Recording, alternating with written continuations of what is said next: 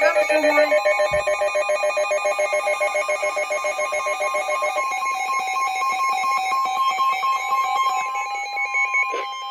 The National Weather Service in Milwaukee-Sullivan has issued a severe thunderstorm warning for northeastern Dane County in south-central Wisconsin until 4:15 p.m. At 3:25 p.m., a severe thunderstorm was located near Windsor, moving east at 20 miles an hour.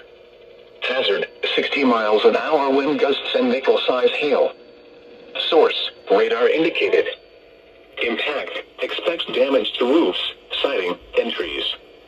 Locations impacted include eastern Madison, Sun Prairie, Waunakee, Windsor, Marshall, P. Forest, Cottage Grove, Maple Bluff, Deonsville, and Token Creek. Remain alert for a possible tornado. Tornadoes can develop quickly from severe thunderstorms.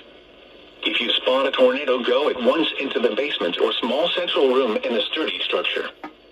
For your protection, move to an interior room on the lowest floor of a building.